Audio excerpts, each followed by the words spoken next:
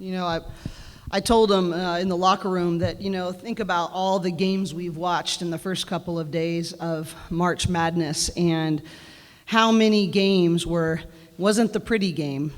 It wasn't, oh man, they're really clicking. It was the grittier team. It was the one who could get stop after stop. And even when things weren't going well offensively, you could find a way to play to your anchors.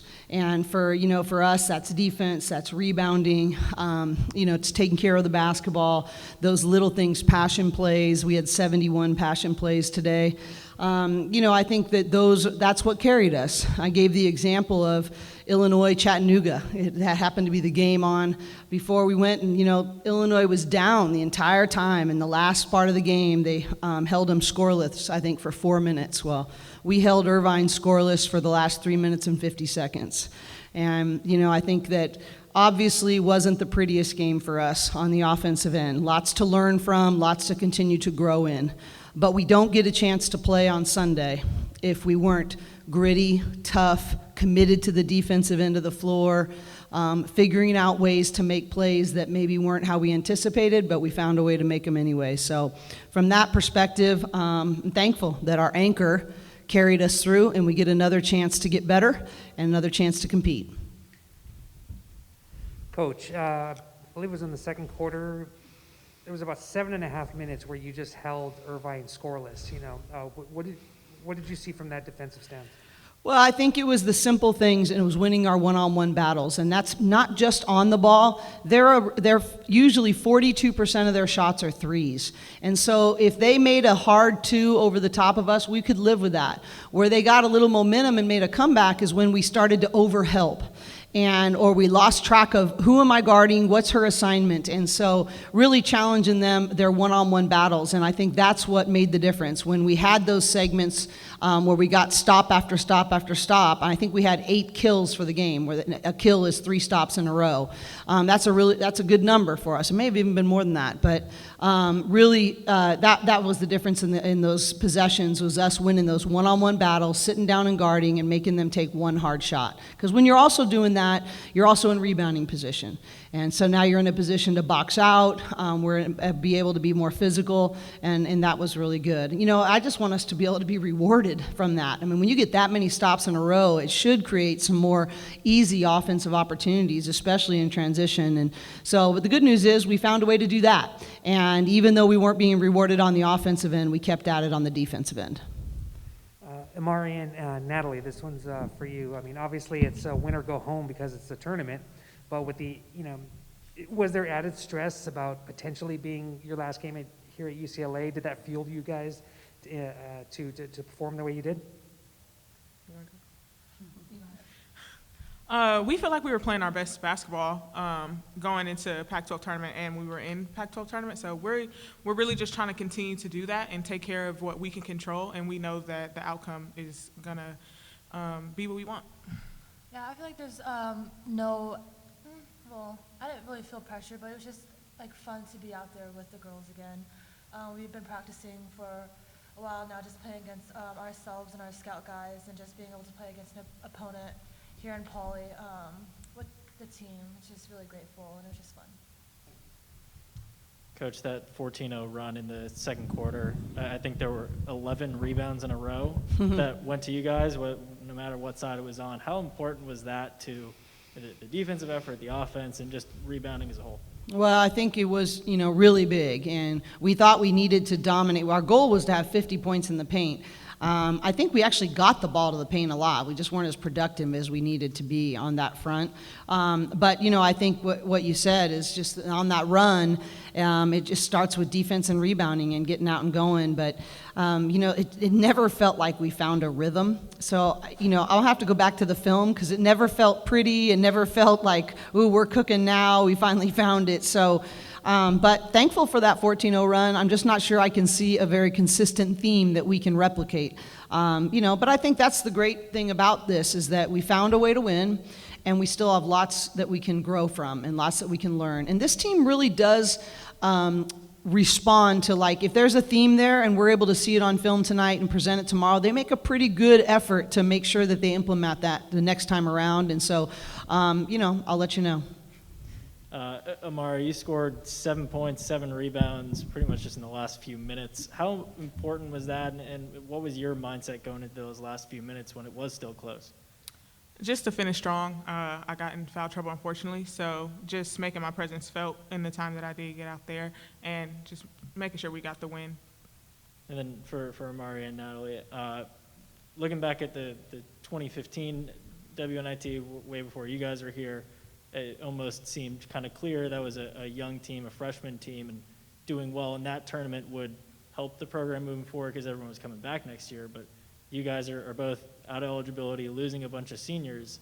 What would winning in this tournament, depending on how far you go, what does that do for you personally and for the program? Yeah, we had actually seen a video a couple of days ago during film of that last WNIT team, and just remember Coach Cori said that team and winning that really created momentum for the next couple of years. And so we just want to continue the momentum and create that kind of legacy for the next teams. What was the other thing I said, Nat? What is the other thing it does for the team, for people like you and Mari? Yeah, every single game is an opportunity for seniors like us, and like Mari said, we want to be playing our best at the end of the year, so just playing our best. Good job. I think the other thing we actually said, she forgets, is that it also is a great opportunity for our seniors that want to go pro. That, we had a senior on that team that really helped her contract the next year. She put together some really good games, strung them together, and, you have a night like Natalie had with 5 threes, and, that's pretty good. And so, that gives these seniors an opportunity to increase their stock, so to speak, and catch people's attention. And so there's opportunities for the now as well as building things for our program in the future. Yeah, quick question for the players. So Natalie, obviously your offense was huge today, but you also had a season high 3 blocks, and Imari, you were plus 29. So I guess, what can you say about, your intangibles and your ability to stay in the game even when you're not shooting the ball the best as a team? We really pride ourselves on the little things, that's part of the standard of the program. So even if our offense isn't going well, we know as players while we're out there, we need to impact the floor in other ways, whether that's blocks like Nat got, rebounds, little things, deflections. It's definitely bigger than scoring. Yeah, just Coach Cori had emphasized passion plays for the whole team and just really focusing on those passion plays. And then second is, every time Irvine seemed to cut it to 3 points, you guys responded pretty much every time. Was that kind of the goal in your mind to keep them from not taking the lead at all in the second half? I wouldn't say it was a goal. Of course, you want to keep the lead, but I think that we've been in every position before. So when we're out there, we just know not to get rattled and just to keep going. I mean, teams are going to go on their run, so it's just up to us to respond, and we did that tonight. Mm-hmm. And I have a quick question for Coach. Sorry, this is a bit off topic, but I spoke with Kiki Rice a couple of days ago. Obviously she won Gatorade Player of the Year. Yeah. So, what can you say about, her as a player, a person, and what your team's performance in this tournament shows to the new recruits next year? Well, we have I'm obviously really proud of Kiki Rice, and she's gotten about every award you can have: Naismith Player of the Year, Gatorade Player of the Year. Her team won the national championship, 28-0. I'm not sure what else she could do. But the thing I love about her the most is that she cares about winning. She cares about making a program better. She cares about coming to UCLA and cutting down nets. She's humble, and she obviously appreciates the recognition. That's a really wonderful thing. But this tells you about her. I think it was 2 nights ago. They surprised her, and they brought all the people together that poured into her life. Trainers, coaches, mentors, and got together just to say thank you to them. And that's the kind of human she is, that it's not enough just to have the recognition herself. It's an opportunity to say thank you. It's an opportunity to make an impact on others. She's going to be a game changer on the court, there's no doubt, but she's going to be a game changer off the court. And she's an elite student. She wants to make a service impact on her community. And obviously we're really excited to have her on the hardwood. But, every time I say something to her, she puts it like, I can't wait to play with my new teammates. I can't wait to, get to know London better. I can't wait to have Christine on the floor with me. The list goes on and on. We have 6 kids coming in on that #1 recruiting class. But obviously, this is the first Naismith or Gatorade, National Gatorade Player of the Year that women's basketball has ever signed here at UCLA. There's only been 3 on the men's side in the whole history of UCLA basketball. So it obviously is a really tremendous thing, and I do believe our community is going to really be excited about watching this team moving forward, and obviously Kiki Rice is leading the way in that. Awesome. Thank you so much. You bet. Looking at your numbers tonight, we see the 13 points, the 12 rebounds. But I think, one of the parts of your game, especially, not just tonight, but throughout the season, we see the 3 assists, is your ability to find, the open teammate, whether it's, you in the high post and finding cutters along the baseline or kicking it out to the open shooter. Can you just talk about that part of your game a little bit, how that opens up the floor, for everybody else? I really pride myself as a player on my basketball IQ, and my teammates just make it easier because I have scorers all around me, like Nat here. So just being able to play through me and when I get the ball, knowing when it's time to score and when it's time to find the open teammate, it just makes the game flow for us, and I just want to keep doing that. I got a quick one for you too, Coach. Throughout the season, we've talked about the players in and out of the lineup, injuries that you've had. But in terms of getting to this point here, getting into postseason play, just what have you learned about this? Yeah. That they're very resilient and they're willing to eliminate excuses. And if they weren't committed to that, we would not be here right now. There were times, I remember there was a time where our medical team was like, I don't, I'm not sure how much more you can go.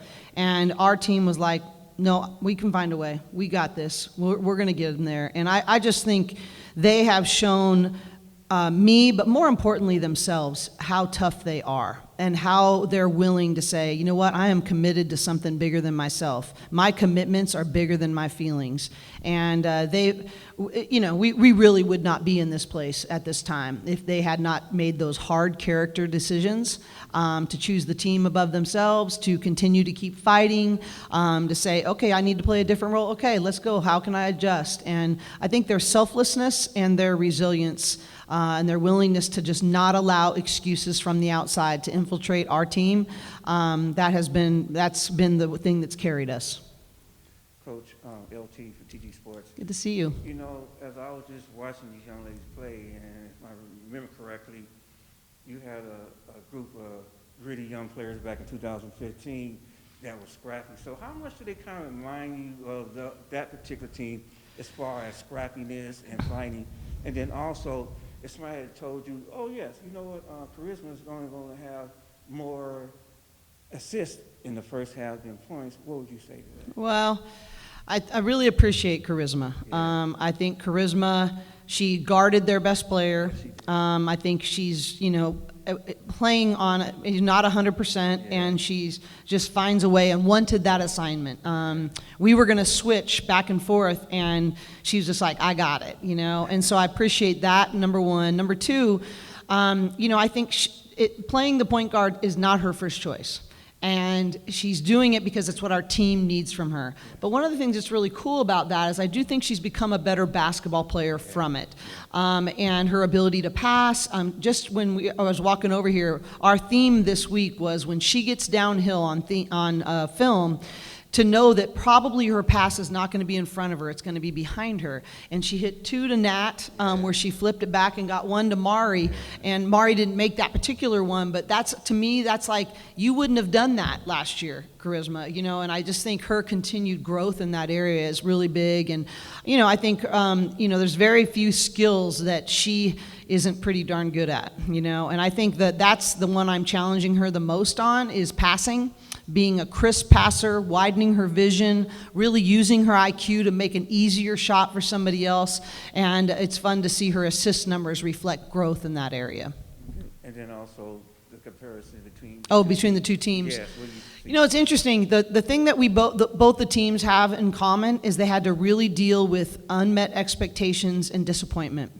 We had the #1 schedule in the country that year. That's right. And that was probably my fault. I think that probably I overscheduled for such a young team. We had 6 freshmen, and they, Jordan Canada was starting at the point guard spot. And, I remember after the Texas game here that we had lost, and it was a battle. We were getting better, but we weren't getting rewarded yet. And I just remember seeing in her eyes, like, this is not what I thought it was going to be. This is really hard. And I think that's exactly, we thought we were going to have one of the most deepest, talented teams we've had here this year. And, some of the things out of our control that didn't end up happening, and we had to really work through the disappointment, work through the hard. I always say that you got to lean into the hard, that pressure is a privilege, and you have to lean into that if you want to make diamonds someday. Yeah. And so I think that both of those teams had to make that really hard choice. And, I'll be ready to have a new challenge, though, next year. Thank you. Appreciate it. Well, thank you all for being here. We really appreciate it, and thank you for covering the sport. We need you all, and hopefully we'll get to see you on Sunday. Thank you.